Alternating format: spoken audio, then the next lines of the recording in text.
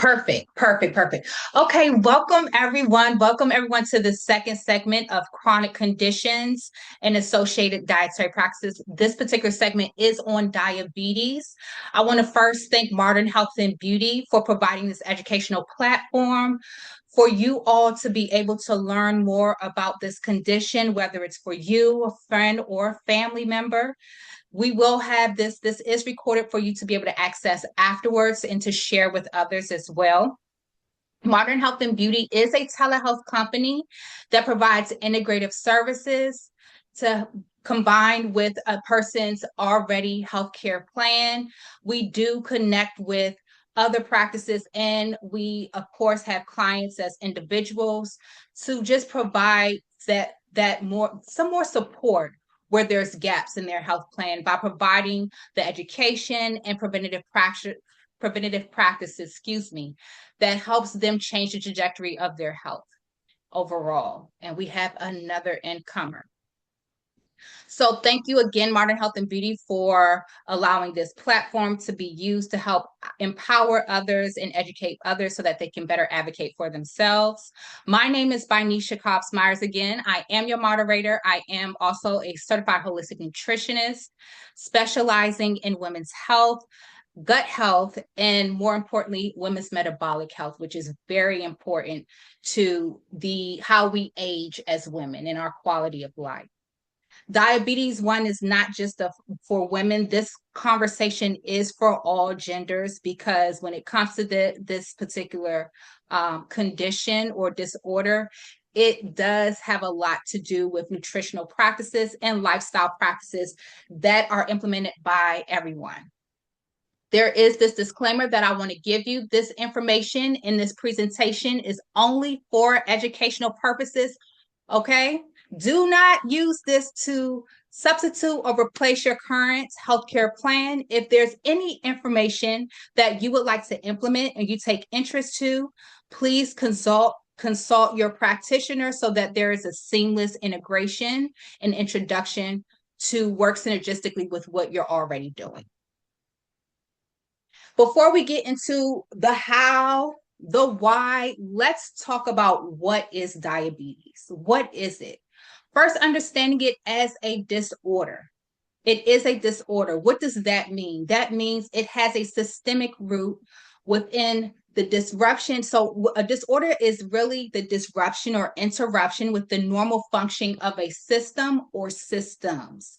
So this can impact other systems with the body. It's just not isolated to one organ. It's not isolated to one system. It has a rippling effect. And it has a lot to do with your metabolic issue. Like the first segment we did on obesity, they both have a lot in common because they're both metabolic issues that are based in dietary practices and physical activity. When it comes to your dietary practices, they both have a lot to do with consuming an excess amount of carbs. Your carbs break down into sugar. So we understand, and when we think about diabetes, we automatically think about sugar, the amount of sugar. But let's go a little bit deeper into how this sugar impacts these three major organs that have a lot to do with your metabolic health, okay, as well as your detoxification process of your body. For those who don't understand, what is the purpose of metabolism? What does metabolic health mean? It is the process of your body breaking down what you have consumed into energy and something of substance that the body can use to help convert and build up something else within the body. Okay, so it breaks down the food, converts it to nutrients and energy that the body needs to function in the body, whether it's replicating or duplicating cells, whether it's addressing a wound or an injury, or if it's just providing energy for body function. It is that process, how the rate of that process takes place, how fast or slow that takes place, okay? Now, when it comes to how it affects the pancreas, we're going to talk about how your food that puts you in a diabetic state affects your pancreas.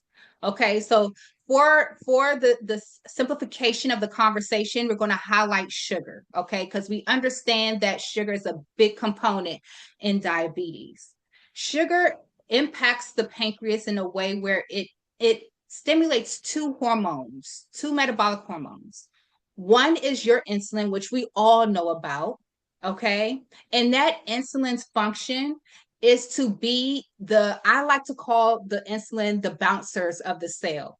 They determine who gets in and who gets in the cell. Once that cell gets enough energy, then it shuts its doors. Okay.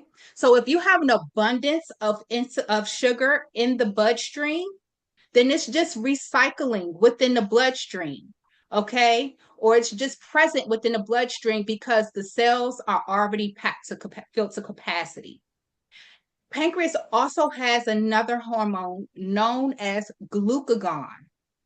Glucagon is used to promote the breakdown of stored sugar within our storage unit. So that may be our muscles, but that also leads us to our next organ, the liver.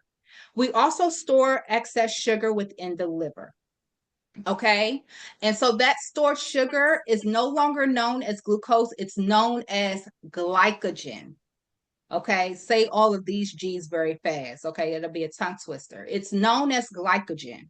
And so that glycogen is stored and utilized and saved up to be used for another time when the body needs it for whatever functioning purpose. Now, know that glucose itself is a short-term energy source. So it doesn't provide long-term energy. It's a short-term energy source. But what happens is as we consume a lot of sugar or a lot of carbs, because our carbs come into three different forms that break down into sugar. As it comes and it starts to accumulate, it accumulates in our storage areas when the cells are filled to capacity.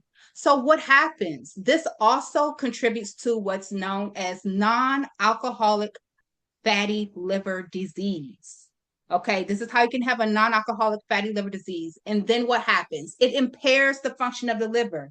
So it impairs its ability to store sugar and it impairs its ability to detoxify because the liver is a detoxifying machine when it comes to getting rid of those toxins within our body. That is one of the primary roles of the liver.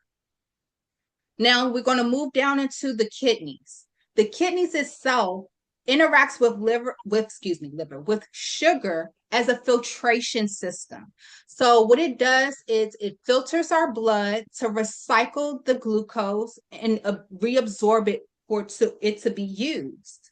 However, what happens is, of course, if we go back to that analogy with the bouncers, right? And having all those sugar molecules, we can call that the crowd trying to get into the club, right? What happens is it starts, if it's too much in abundance, it starts to overcome and overwhelm the organ. All right. And of course, when we're overwhelmed, it cannot manage the volume. It can't manage the volume.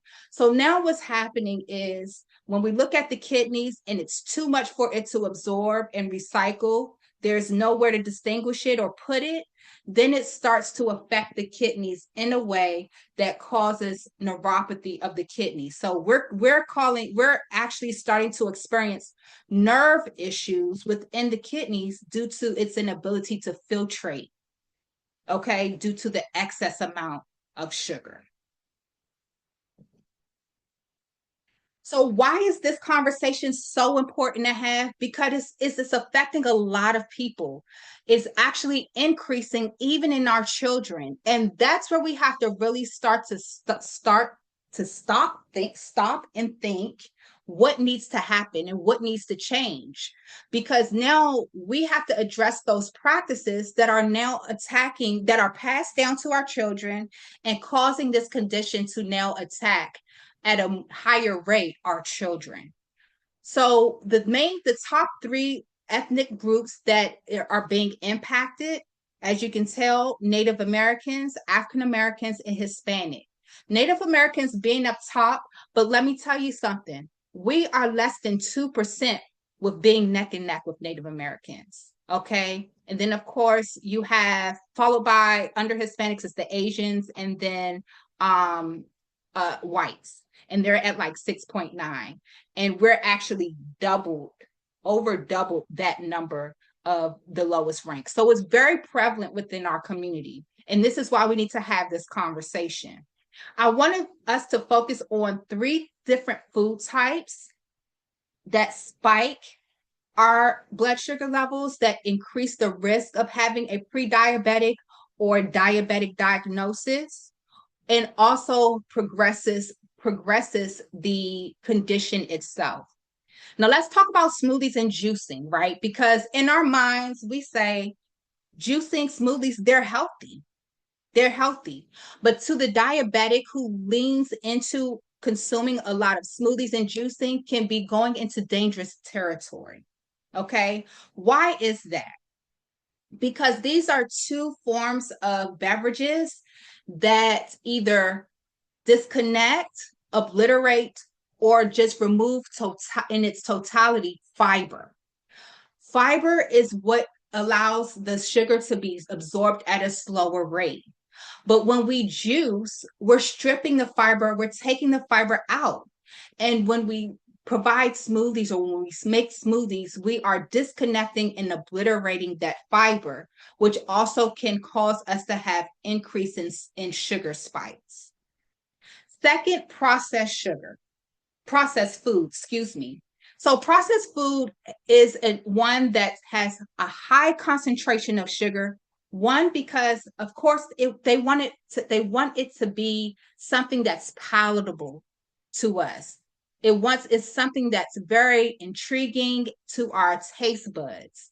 And so they're going to use sugar to do that. And one thing I do understand as I work with clients, they don't even know the range of what's normal, what's adequate, and what's high and what's low when we're talking about sugar ranges. I'll get to your question at the end of this slide. When it comes to sugar ranges, okay? So if you look on the back of your nutritional facts and you see added sugar, and then you see carbs, what breaks down into sugar, how do you know what's too high, what's adequate, and what's too low?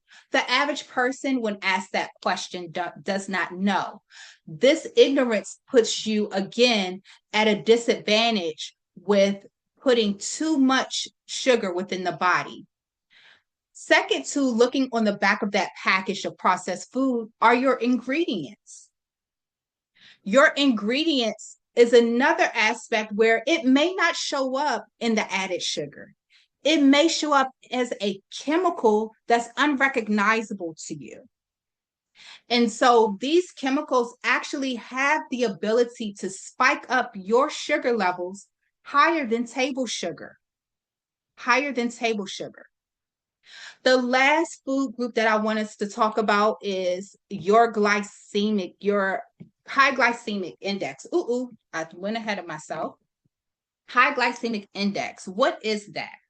What is your high glycemic index? It is a measurement of carb-containing foods, and it measures how fast your blood glucose goes up after consumption. How many of you all have heard of a glycemic index? Put it in the chat. How many of you have heard about a glycemic index?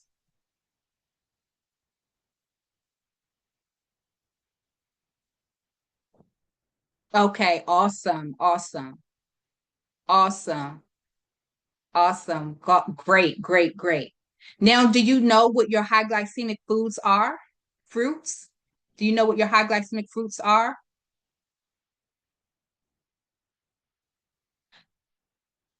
Okay. So if you don't know what your high glycemic foods are, then how are you able to manage your numbers as a diabetic?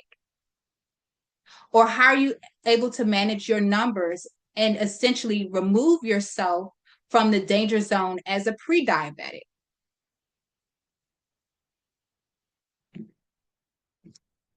what is considered a lot of smoothies and juices. So there's no standard number for that.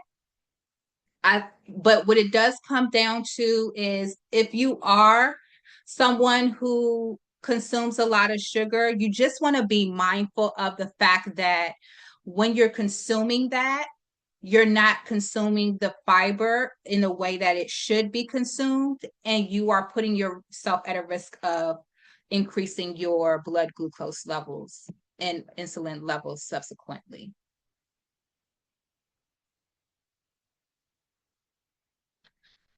So it's important that you know what fruits are high in glycemic index. So we're looking at apples, they're very sweet, grapes,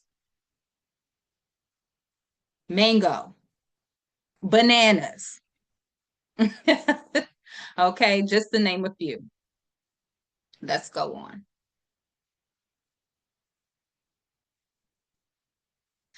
You all gotta excuse me, guys. I've been having this cursor's been having mind of its own. So let's get into the hormonal chemical responses as relates to its interaction with what we consume. More specifically, for the simplification of this conversation, sugar. These are two hormones found, and if you were present for the first segment on obesity, again, by them having both being a metabolic issue, they interact with the same and respond similarly to the same hormones, just based off of the cause and effect of bringing about these two conditions. So ghrelin and leptin are two chemical hormones that are found in your stomach. They're actually also known as metabolic hormones found in your stomach. One signals as you are hungry, and that signal goes off when your energy is low and your body needs more energy.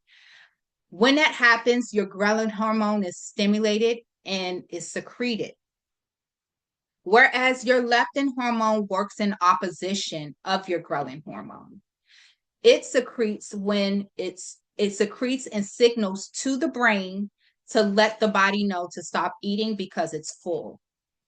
But here's the thing, by it working in opposition, while one is up, the other one is low. So when we look at ghrelin, and as we consume sugar, sugar stimulates the secretion of the ghrelin hormone. Okay? And so as we consume food, right? And we consume that sugar, remember, is a short-term energy source. So an hour, maybe two later, you're hungry again. That ghrelin hormone is going up. The more you consume sugar, it gives the opportunity of that ghrelin hormone being up. Now, due to the demand of the body and it needing certain different nutrients, we can consume a lot of sugar at one time and not be satiated as fast as we would be with protein because of the fact that our body is not getting adequate nutrients just from a sugar source. So now we're putting our body in a situation where the ghrelin is staying up and the leptin is staying down. We're consuming a lot of sugar, and now that stored sugar is turned into fat, which segues us to leptin. Leptin actually is directly proportionate to the amount of fat we have in our body. So you say, okay, well, if that's the case, then our leptin hormone should always be up because we have all this fat on our body. Wrong. It's called leptin resistance. So it has to do with the fact that it not being able to distinguish new fat to pre-existing fat or existing fat that's already in the body to be able to signal when it needs to signal. This is why when you implement a lot of sugar in your diet, you are not getting that leptin hormone to adequately signify to the brain to stop eating when need be, giving the opportunity for the ghrelin again to remain up.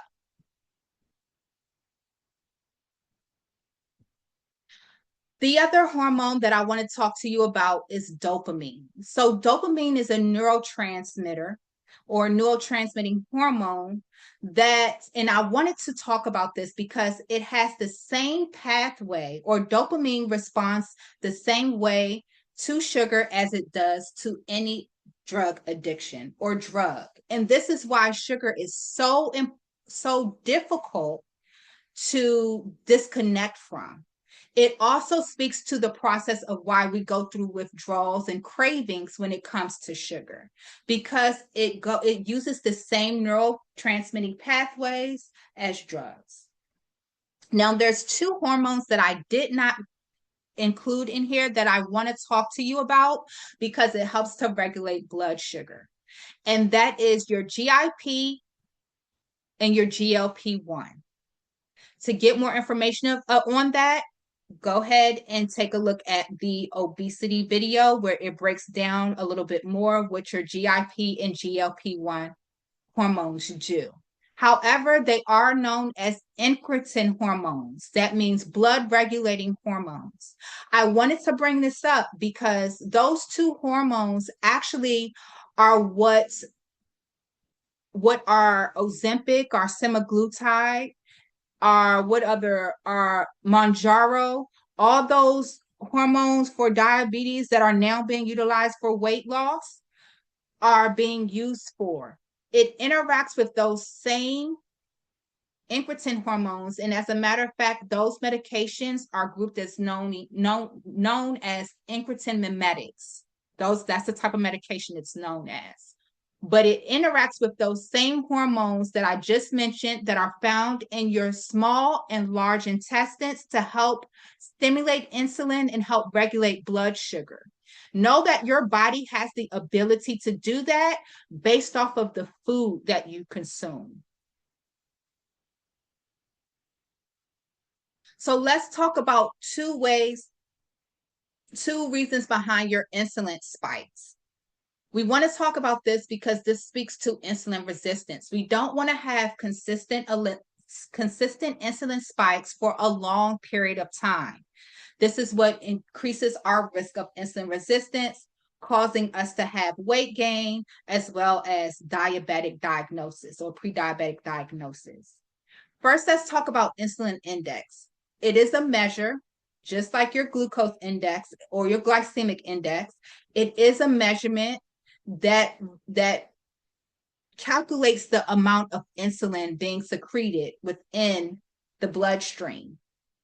Now, the thing is, your insulin can not only be spiked by, of course, the presence or the consumption of your carbs, but it can also be spiked by protein. What? Yeah, it can be spiked by protein.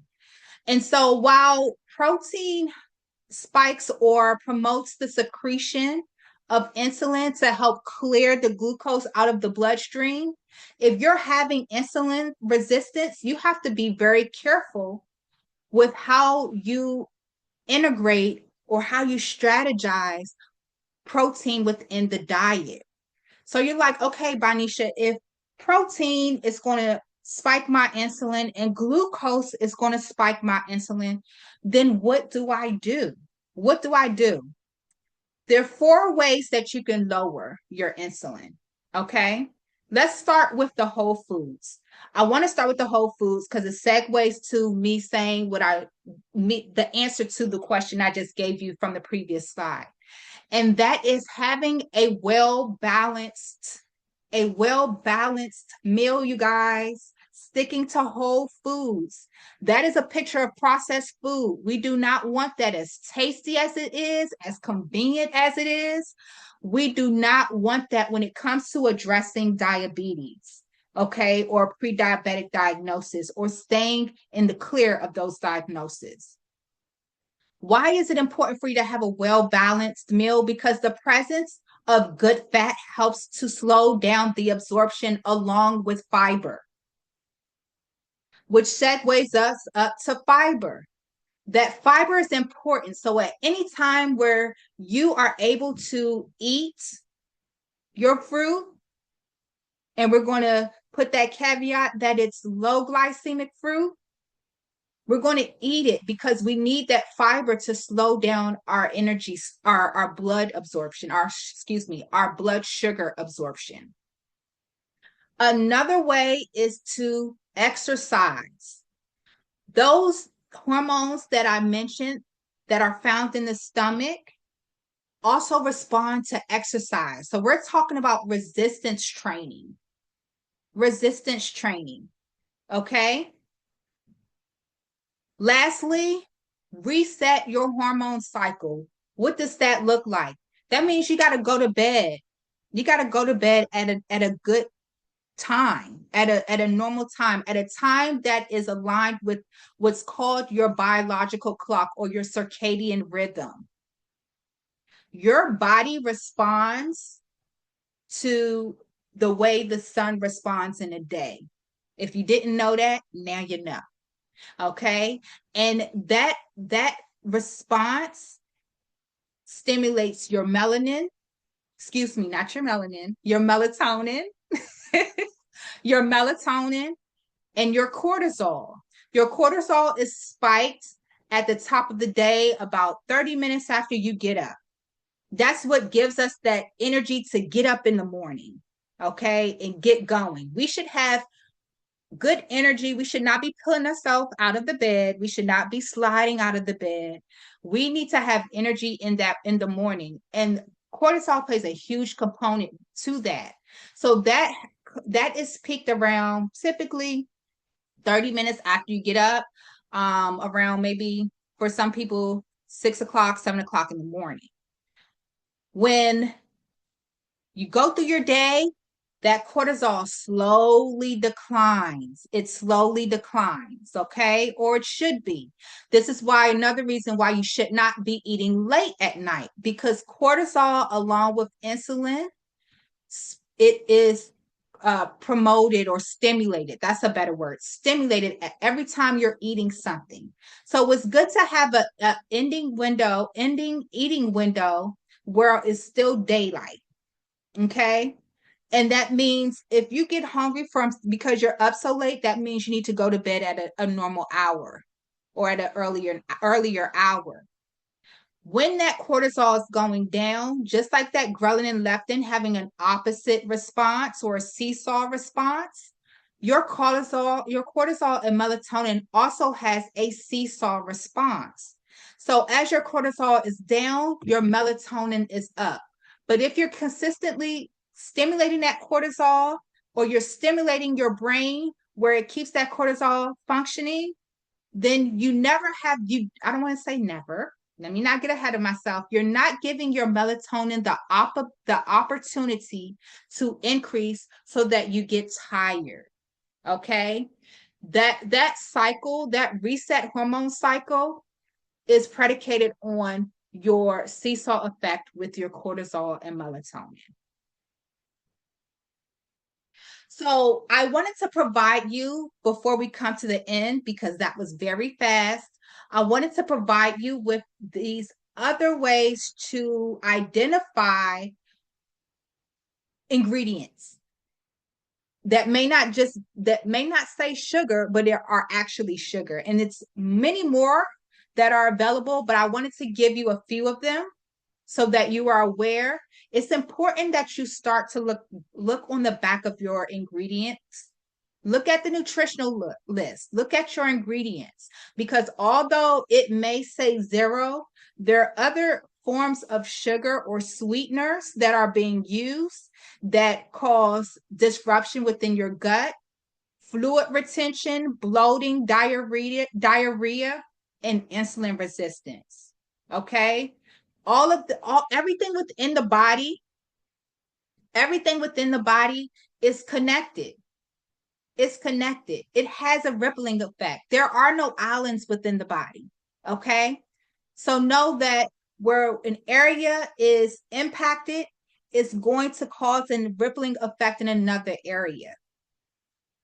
So what do you do? What can you do?